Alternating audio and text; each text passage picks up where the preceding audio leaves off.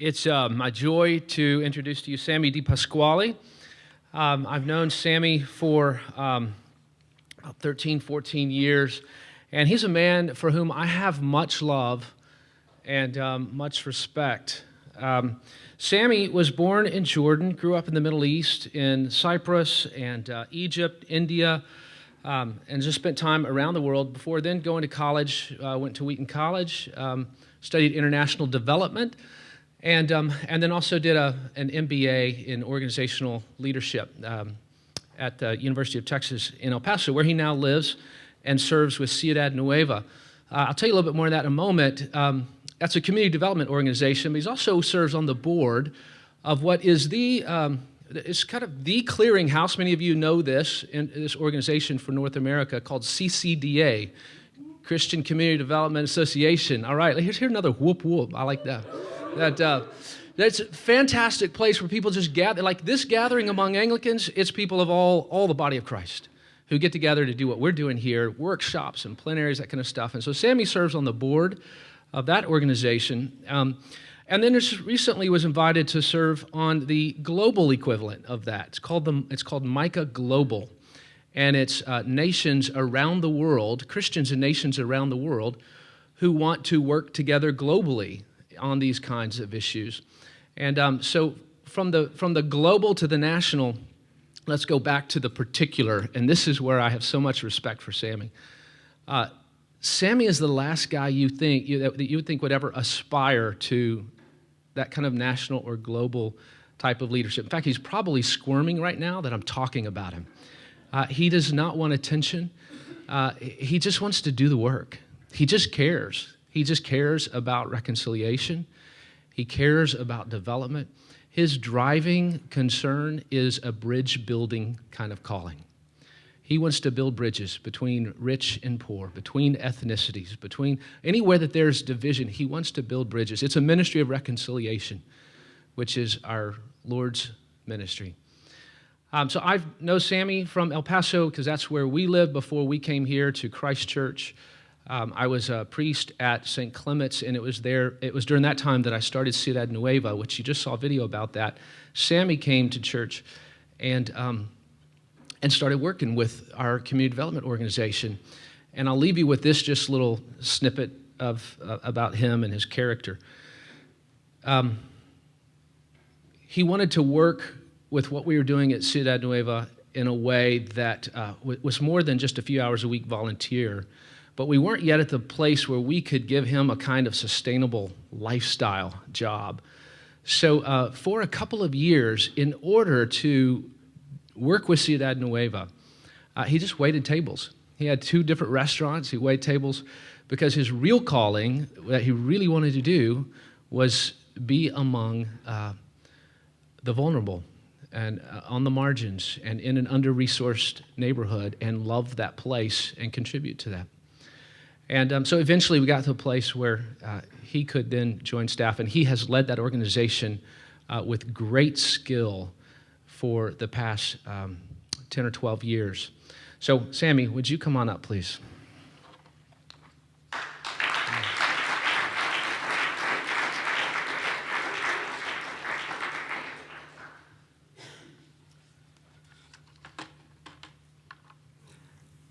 I don't feel in a really good place right now, I have to say, to talk about Shalom. I've been crying most of the day in lament, and it's a little hard for me right now to even be moving into Shalom.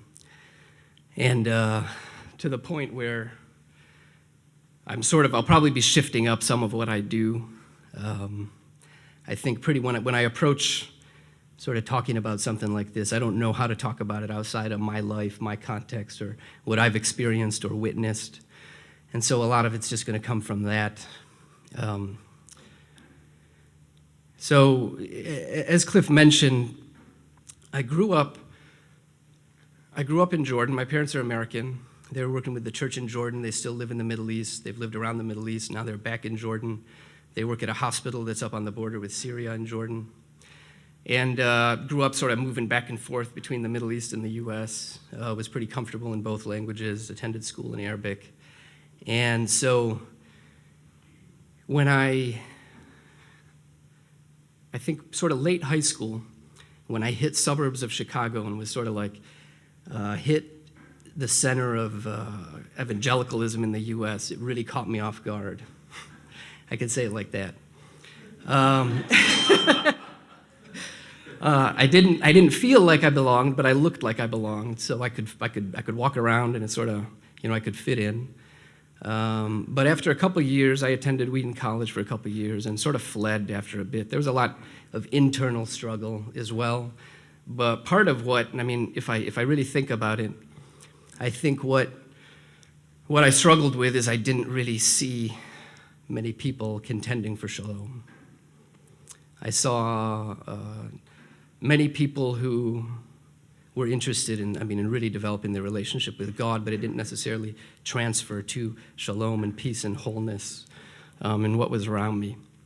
And I think some of that was just where I was at and what I was struggling with, because I think that there really was some of that there. It's just not what I was seeing. And so even probably when I was young, I would have a hard time saying shalom, because I grew up in Jordan and had a lot of Palestinian friends. Most of my best friends were Palestinians who had been displaced by the creation of Israel, and a whole lot of pain and suffering had sort of taken place in their lives, and I was very familiar with that. And so the shalom, it was like, I needed to say salam, which is the equivalent in Arabic. They probably share a Semitic sort of lingual root, that shalom and salam, very similar in their connotations. Now I can say, I'm happy to be able to say, I could say shalom, salam, and be happy, and have sort of reconciled with some of those issues. Not to say that they're resolved, but internally I can sort of work with those. I want to fast forward a little bit. So when I left Wheaton, I did a Middle East Studies program in Cairo, finished that up, and ended up going, just sort of left school for a bit and moved in with my parents who lived in Cairo, on the outskirts of Cairo. And maybe if we could go to the next slide. This is Cairo. Maybe some of you have been there. My parents' church was a small church. It was Christmas Eve. Our house was filled with all sorts of things, food, gifts, all this stuff. And I came to find out that basically we were gathering and trying to make bags, 120 bags, for prisoners and guards at this little detention cell in this area. Sort of it's just down from the Citadel, if you've ever been to Cairo overlooking. It's in a neighborhood. If we go to the next slide here, it sort of looks like this down there. It's tight. There's a lot of chaos, a lot of noise. It's pretty dirty. Maybe the next slide too. It was on a street that looked sort of like this. We took these bags down, and it ended up, what had happened was, there was a man named Clement from Kenya who had started doing worship at my parents' church. And he disappeared one day. And some of the church members started saying, "Where's Clement?" and started to go look for him. And it ended up, they sort of followed the track, and it ended up he was in jail. And so they'd visited him in jail. And if we fast forward to this next slide here, actually one more, it looked a little bit like this. At points, there was 120 what were undocumented immigrants in Egypt in a room so tight where if they wanted to sleep, they couldn't all sleep at once because there wasn't even enough room to all lay down at the same time. And they were forgotten. Nobody even knew they were really there. I wouldn't have known if they were there if Clement hadn't disappeared. And so we were taking some of these presents down there for the guards too, because they're not in much better situation.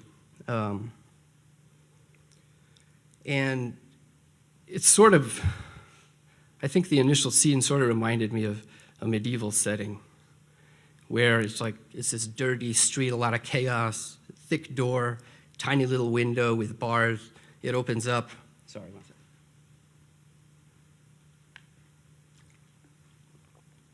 It opens up and they're sort of like, "What do you want?"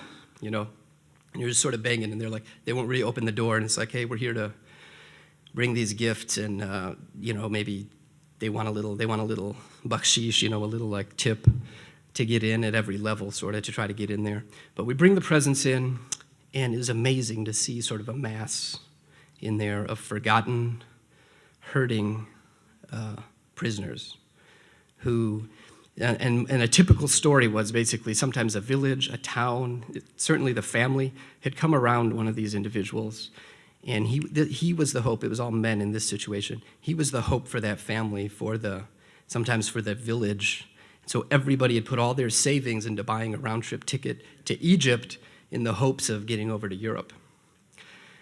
And what they found out, in most cases, it was a scam. It was a one-way ticket. The people who were buying these tickets, or selling the tickets, it wasn't really a round-trip ticket, and they're stuck in Egypt.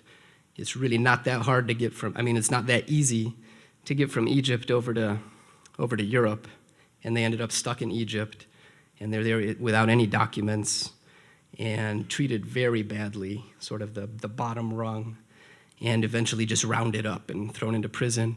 And the stories, which I believe are true, is that basically in some cases if people were getting out of hand or they just sort of started losing it, they'd just get taken out into the desert and dumped, sort of near Libya. And maybe some found their way to some city, some maybe just died in the desert, forgotten. So if we go to the next slide here, it's like we can say for sure things were not as they were meant to be. This is not shalom, right? The absence of, even just extreme poverty, forgotten. Just one time when I was going down there, I saw a lady. Some petty criminals were sometimes kept in this same cell, sort of as a waiting point to get to a bigger jail. And not much food is provided, so family members would try to bring food. And there was a wife who was there trying to bring food, a little bit of food to her husband, and the guards weren't letting her in. And she got down on the ground in the dirt, rubbing her hair on the feet of the guards, just crying with her tears, rubbing, please let me in, because she didn't have enough money to get in. So much shame, right? So much shame. Poverty is like everything that we think of that's not shalom. I want to sort of use that as a context to think about what shalom is. And so if we go through to this next slide, we know it's not just the absence of conflict. I'm going to skip through a few slides here next. Here are some things we could say. I think we all know. We probably don't need to go into really, in this setting, talking about what shalom is. But we've got elements of health, wholeness, completeness, things as they should be, as they're meant to be, right? Reconciliation with God, with our neighbors. Prosperity, well-being, all these amazing things. The kingdom of God. Next slide. It's where the kingdom of God is manifest. This is the kingdom that Jesus is talking about all of the time. It's so much more than I've gotten right. I've made myself right with God for the next life, and I'm good to go. It's like, no, thy kingdom come on earth as it is in heaven, right? And in this context, I didn't see much of the kingdom present. Some things that are used to express shalom, right?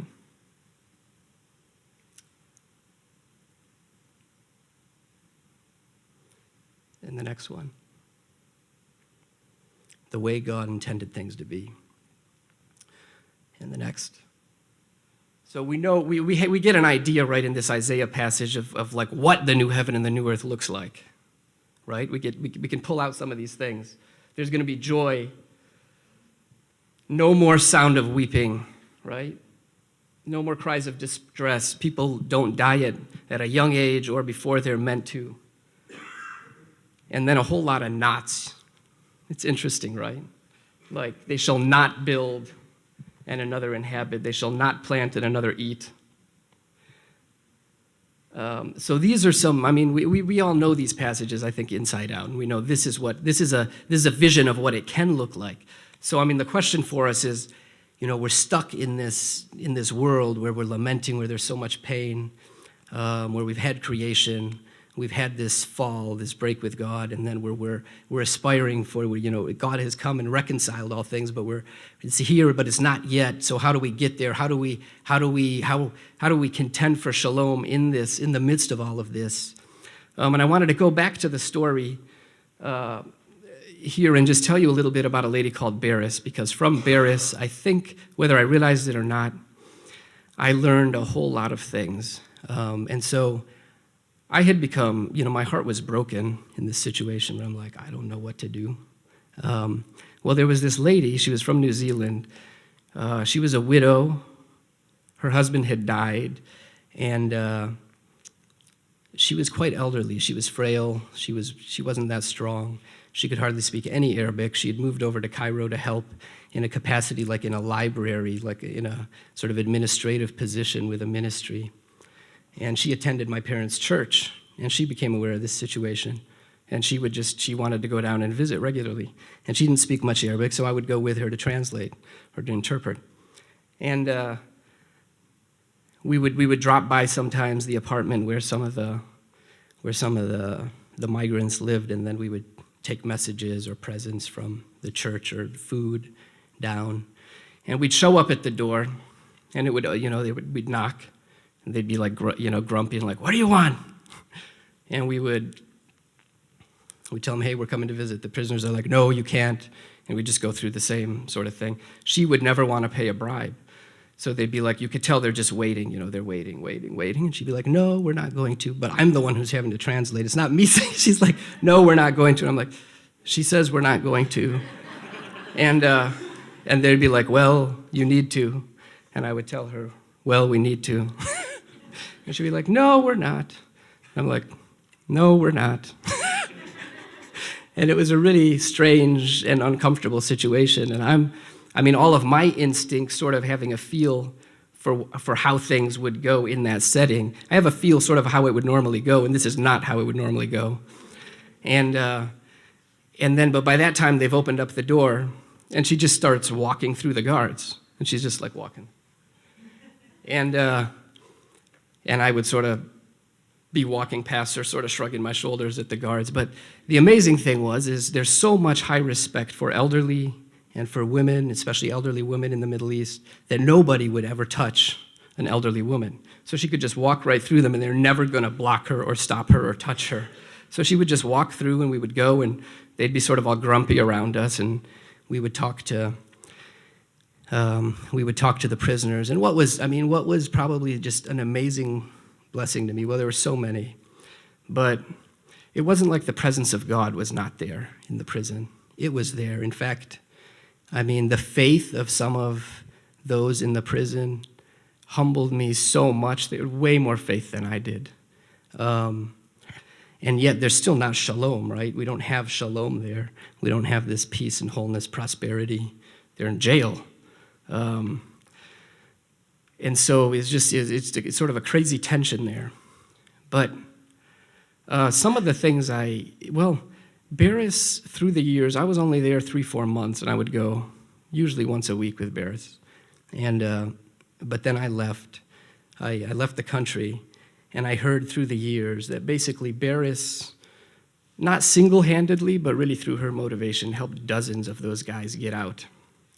One of the things she would do is she would find out where they were from, and then she would go to the embassy, and she would ask me to go with her. And I'd go with her, and sometimes I'd be interpreting for an ambassador from some other African country, because again, she would just sort of go in and sit and not take no for an answer, and finally they would let this lady in, and I would be sitting there sort of like, yeah, we're here. And she would shame them sometimes into doing something about this person from their country who was in jail, which they had no idea. They didn't care. These were nobodies. They had no money, no influence. At one point, one of the prisoners who he had sort of gone crazy, and he had really lost his mind to the point where he was in such a tight space, he was disrupting everything in the guards. He just disappeared one day. And so through the efforts of people in the church, they tried to track him down because there had been these stories of him getting dumped in the desert. Well, it ended up, through the story, found out that he had been a bodyguard for the president of the country that he came from, and he was on a mission with him in Egypt, but he had issues with substance abuse and had relapsed into drug addiction and had got caught up with everybody else, but he was actually a pretty influential figure, and his mom was French. So his mom from France was coming, and there's just phone calls going like crazy because every phone call is getting closer and closer to some of these border towns with Libya where he might be just dumped into the desert. But we see there, a lot of these systems of injustice too, where it's like, okay, so his mom is French, so he matters more, right? She's from Europe. Or he's got connections to powerful people because he was a bodyguard for the president. So, there's all these complexities that we deal with, and where Shalom isn't present, and where we need to see change, where we need to see justice take place, both individually but systemically as well, played out through that. And those things just sort of, scenes like that and experiences sort of just, you absorb them in life, and I don't know how much I really thought about them all that much. But if we go to the next slide here, these are some of the things I think that sort of stuck with me through the years. When we have this situation that isn't as it should be.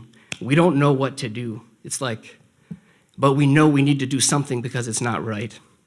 And so, there's intense discomfort, right?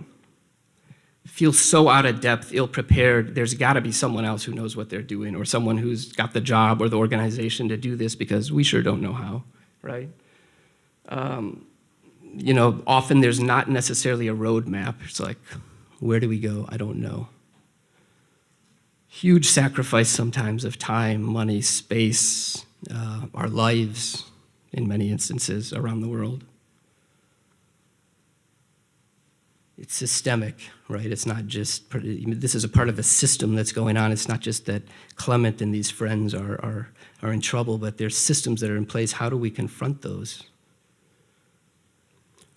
But I think the most amazing thing was just thinking about Beres. She showed up in this space where no one else would, and God was there, and God opened doors, and in a sense, I think of it somewhat a little bit like blessed are the poor in spirit there, where God can show up when we are at a loss. We're at such a loss, we don't know what to do. We're lamenting, we're crying, we're in pain, but God shows up and does something through us, maybe, or just in the whole situation. But we're there, and we're and it looks so different depending on the situation. Sometimes it's in solidarity with someone else. Sometimes it's using the influence we have. Sometimes it's attacking, systems that are oppressive, as David was talking about this morning. But those sort of have stuck with me. And then as I think through the years, I think of that those instances with Beres really served as a roadmap for me in situations in the future that came up where I just have no idea what to do, which happens very, very often. I think of, in this next slide here, more recently in El Paso situations that in somewhat mimic a little bit what was going on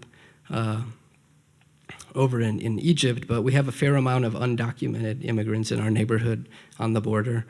But in this instance, one young man, he was actually his family was in process of getting permanent residency due to domestic violence issues, and the dad was actually, the stepdad was American, but there was just a host of issues of being trapped at home, physical abuse. He'd run away from home.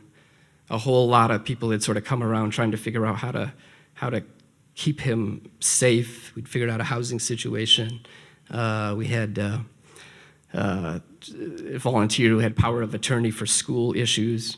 Well, he got caught up in a raid, or he got caught one night by the police and by ICE, Immigration and Customs Enforcement. And even though he shouldn't have been deported, he was caught, or he shouldn't have even been taken because of the stage he was at in the process of going through the court system. They just didn't know enough, and they didn't believe him, and so he was taken in. So I get phone calls in the middle of the night, and I ignored it. I'm tired. I don't know who it is. I'm not answering. A couple hours later, there's knock on the door. I'm like, dang it. And but it's sort of like the parable, to be persistent, keep knocking. Someone's going to answer the door even if they don't want to. And it was a friend of his. He's like, Adrian's gone. He's caught up. He's caught on the border, and we have no idea what's going on. And It's like, God, I have no idea what to do right now. We just don't even know where he is or what's happened. So we're like running down, David over there too. We're running to all the bridges trying to find out where he is. And then we find out finally through calls where he's being held. And basically he'd been held for hours, and they'd been interrogating him and trying to get him to sign a document to self-deport, which he should not have done. It would have caused permanent separation pretty much with his family. And so we didn't really have any foot to stand on in terms of getting him out, because we don't have any power, but we're just like, we don't know what to do. We're going to go in here and we're going to try to just get in. I don't even know how we got in, but they let us in. We had a little piece of paper that was power of attorney for school issues, but like we're not guardians or anything, it's like, so we're holding up the paper and we keep telling him his situation, and eventually within a few hours he was released. But I just think I don't know if it wasn't for people like Barris who were showing what to do in the darkness, what to do in the middle of situations where we know not all is right, we know there's not shalom. How do we contend for shalom in the midst of this? And God, I don't know what I'm doing, but I know you want to be here, and I'm going to go in and follow it as far as we can. And I think all of us in this room probably have a lot of those examples. So if we move on here, he was just being held right there on the bridge. You can see like in a little detention center below there. I think one of the things that just that stands with me is it's just like when we become reconciled with God, immediately we want to become reconciled with our brothers and sisters, with our fellow human beings, with our neighbors, and they go hand in hand. And I think us in this room, we know that. And we immediately want to contend for shalom. And if we're not contending for shalom, I think we ask the question, well, are we really following Christ? Because if we're not, then is that the whole gospel? Is that what Jesus calls us to? Can we go to the next one here? So I just wanted to end with looking at a couple of, the scriptures that we've been looking at and saying, like, this really, like when we look at them, this is what we're happening. Jesus is saying, in these passages we're talking about in Isaiah and in Matthew, contending for shalom, really, like basically in the Matthew passage, or in the Isaiah passage, if we start with this, like this is what it means, like this is what I want from you, my people. I want you to contend for shalom.